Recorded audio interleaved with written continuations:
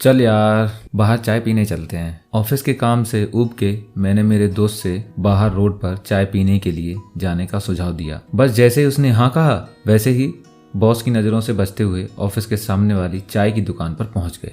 क्या lemon tea बनाता है यार वो दुकान वाला, और मजाल कि चाय मसाले की रेसिपी आपको बता दे। लेमन टी की चुस्कियां लेते हुए हम दोनों इधर उधर की बात करने लगे।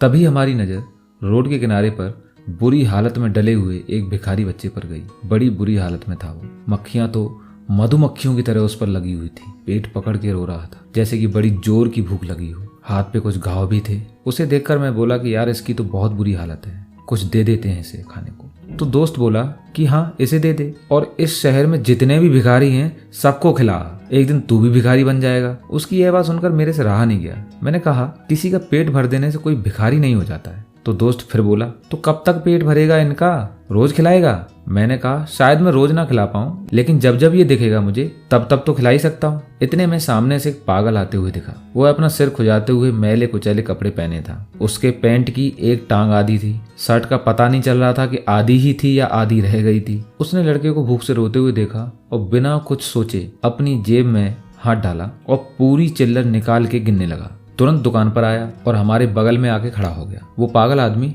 हंसते हुए बड़बड़ा रहा था, ले आज की पूरी कमाई तू ही ले तू ही ले आज की कमाई। उसने 3 समोसे लिए और जाके उस लड़के के सामने रख दिए और बोला ले खा। लड़का तुरंत समोसे उठा के खाने लगा। पागल वहां से मुस्कुराते हुए चल दिया। अब मुझसे ना रहा गया। मैंने तुरंत दुकान से 4 समोसे और पानी की बोतल खरीदी और भागता हुआ उस पागल के पास गया। उसके हाथ को पकड़कर मैंने उसे दोनों चीजें थमा दी। उसने मुस्कुराते हुए मुझे देखा, चीजें ली, सलाम किया और चला गया। मैं जब लौट के आया तो देखा मेरा वो दोस्त उस बच्चे को पानी की बोतल और लेमन टी दे रहा था। मैं वहीं खड़ा होकर मुस्कुराते हुए उन दोनों को देखने लगा। मेरा दोस्त मेरे पास आया और बोला कुछ बोला तो जान से मार दूंगा तुझे, चल ऑफिस चल, बहुत देर हो गई है। मैं मुस्कुराते हुए उसके पीछे चल दिया। अगले दिन जब हम दोबारा चाय पीने गए तो वो बच्चा एक और बच्चे के साथ कागज की प्लेट में सोन पापड़ी खा रहा था और हमारा चाय वाला दुकानदार उन दोनों लड़कों को बड़े ही स्नेह से खाते हुए देख रहा था। उस पागल आदमी की भड़काई हुई चिंगारी अब आग की तरह धीरे धीरे फैल रही थी।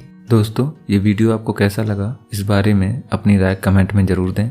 वीडियो पसंद आया हो तो लाइक करें। ऐसी ही और कहानियां सुनने के लिए चैनल को सब्सक्राइब करें।